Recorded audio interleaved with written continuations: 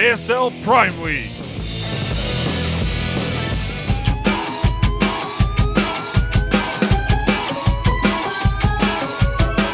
Welcome back, guys. Here we are on Terraform. Blue Protoss player, the bottom right, representing Neurosoft. It is the Romanian player, NightEnD. Going 2-0 versus BioIce in the previous match. And his opponent, the undefeated champion of the world.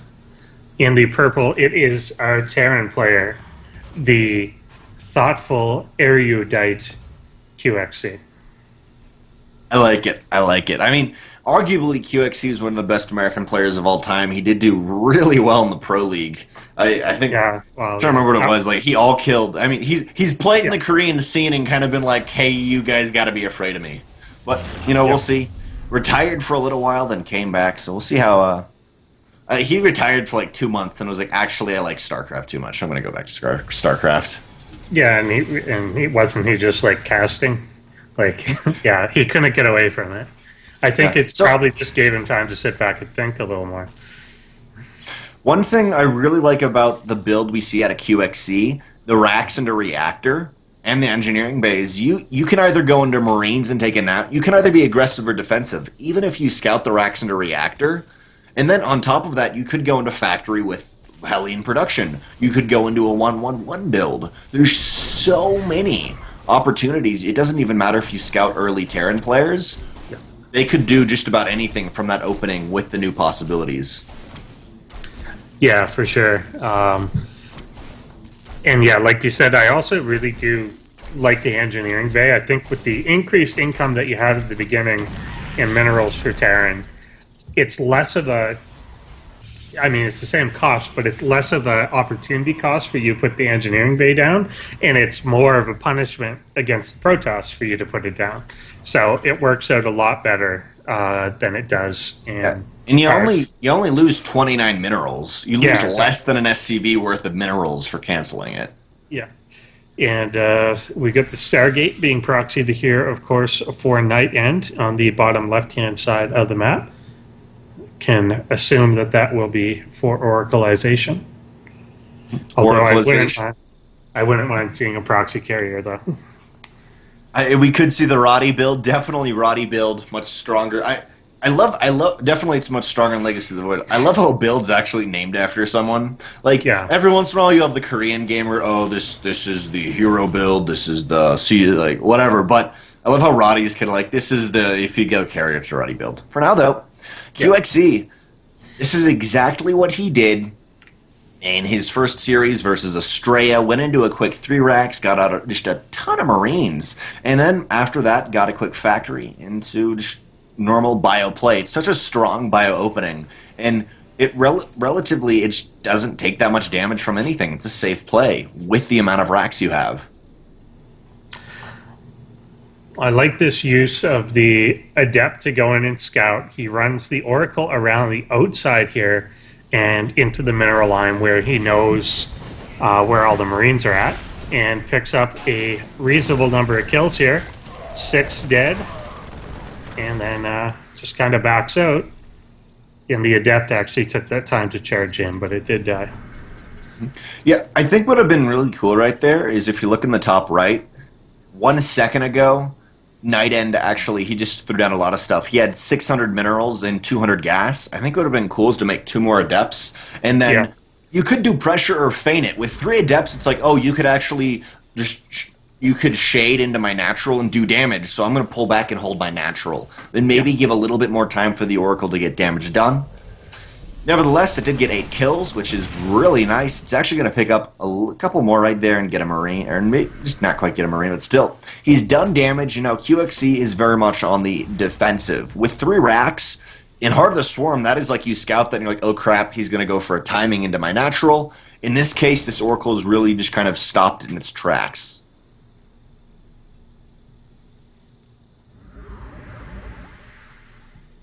Yep, and back home here we now got the Adept shields coming up, +1 attack, 2 more gateways coming down. Factory coming out for QXC on his side of things.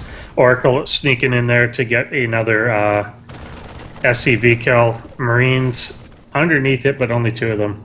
We'll drive them away. Stim almost done.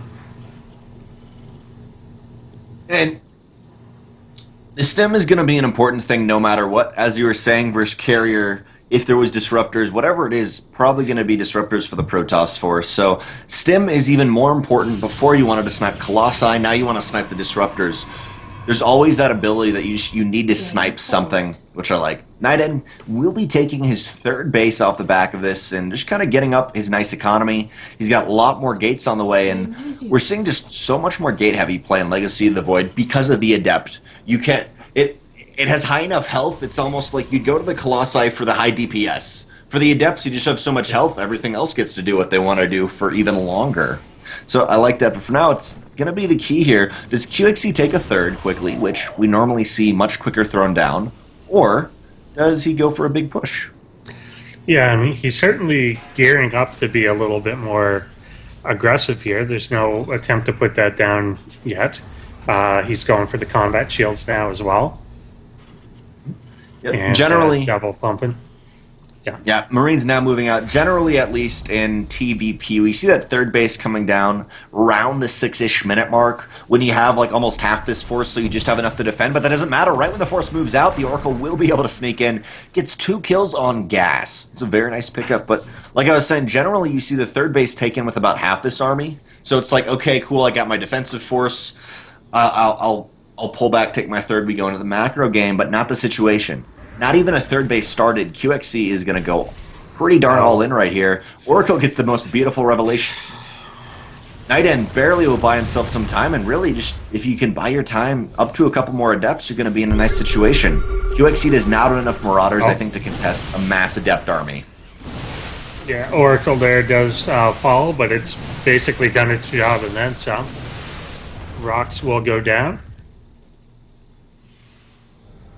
Nice observer position, though, will see the majority of the Yeah, army. And here's the Adepts. Oh, maybe not quite as many as Adepts as they're anticipating. There is a Colossi coming out relatively soon, but that's still about 20 seconds away. The NightEnD actually will, I think, defend this. So much DPS. It's funny. As a Protoss in my head, especially versus Bio, what are they, two-shot Marines? They two-shot Marines. So it's kind of like, you can't do anything. After the second shot, so the second volley, what is their attack speed? I think it's 1.63. It is 1.61, so after like 3 to 4 seconds, half the army is gone. Yeah. It's again just that same thing we were talking about with Zerg. It's like, it's counterintuitive. You look at those armies, and as a Terran player, you would think, yeah, no, this is my bio ball. I'm going to crush through this. And you don't. You just don't. It just doesn't work that way anymore. I like the transition into a Colossus, but I think totally just keep going Adepts would work fine. Like off 3 bases, you could just produce them for forever. But definitely trying to switch it up. And for QXC, all his gas is going into Marauders. He does have a small gas bank, though, and really, he has no Vikings. He does not have anything to contest these Colossi because I think he himself is thinking it's just going to be mass Adept. So we'll see how that kind of pans out for him. Not that much anti-air. NightEnD takes a 4th base, and he is ahead in workers. Actually, they're completely even in workers. Take it back. 64. This pickup here on the top side was all because of this beautiful observer positioning all over the map. He's got observers everywhere, seeing everything from any lane. Nice little. Any lane? What are we? Stop playing League of Legends, bro. He's gonna push this goddamn tower. He's pushing the bottom, and pushing into it, but the towers now move. League of Legends towers now move. Yeah, that'd be really funny. Like April Fools, now all the towers actually move. That would be too confusing for them. It would just be an RTS. Yeah, League of Legends guys couldn't get it. Maybe these Marines are gonna scout the Stargate, guys. There's still the proxy Stargate. Like another Oracle just kind of moseys on in, like, oh hey guys, what's up? Oh, but the warp in, you know what'd be really interesting if it was not only gateways that allowed quicker warp in, but also Stargate and Robo. There's like any production. Maybe that's OP, but the idea. Kind of should. Yeah, I don't know. I think it is a little too restrained that it's just the gateway. I think they need to tinker with that a little more, and I bet they will by the end of it. Oh, there could be a huge Widowmine shot. Does bring down all the shields on this army, but not enough bio to utilize it at the same time. There was one Adept in the third base. Originally 2 Adepts, but that will be taken down. Finally, QXE is going into Vikings, but like, as there's already 3 Colossi out, if NightEnD did a huge warp in, completely just forgot about completely forgot about making probes, and just pushed in, he could do a lot of damage here. But now QXE, as you were saying, very strong theory crafter. He's going to have to deal with these Adepts again, but he's mixed in 8 Widowmines. Maybe trying to like catch Disruptors off, get Colossi. We'll see. 2 Carriers started, and funnily enough for NightEnD. Yeah. Stargate's just really good for Protoss right now, and it's kind of funny because I hardly ever see the release interceptors actually used. Players are just like, oh hey, I think their carriers were viable before. Maybe we should have tried them. Yeah, pretty much true. These 2 Adepts escaping and doing some harassment as the Protoss army makes this 4th base pick up. May actually get the kill here, and they do. The Shades running on into the natural base here. Boom. These Adepts are a pretty good unit. I feel like that was the worst. Like, what do I say? These oh, a couple SCVs do 21 SCVs, 23 SCVs go down. Right now, the Adepts still trying to go places, but there, the Widowmine's theory crafting. Was it good? I don't know, man. Looks pretty good, though. Liberators are starting to come up for QXE, which I like, but he's starting to lose a lot of his economy in lots of places. He's only on 3 base to the Protoss 4, and that's been 4 for over 4 minutes. Yeah. They just happen to be the same number right there, I know, guys. But it's been 4 for a good 4 to 5 minutes now.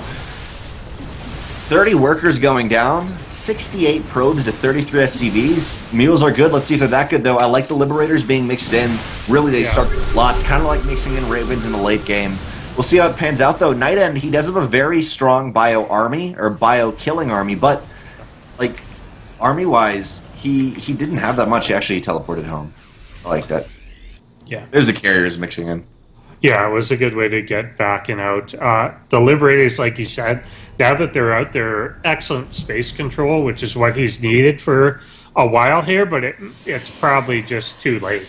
He's lost so many workers and so much of his economy that it's going to be hard to get back into that. If he had it earlier, then that would have been great, but of course he probably couldn't have. Yep. Let's see how QXC utilizes this quite unique force. Heavy Marauder, Heavy Liberator, Viking, Widowmine. We'll see how it comes down, and carriers are here now. This could be the place. This could be the nice place to do release interceptors on top of a nice sight blocker. On top of a nice line of sight blocker, but that won't be the case. Liberators dashing forward, trying to do damage. Funny thing is, Liberators, yeah, they're good versus the carriers, but actually, good versus ground too. They're gonna kill. This army's gonna be gone. Nope. Never mind. I take 100% back.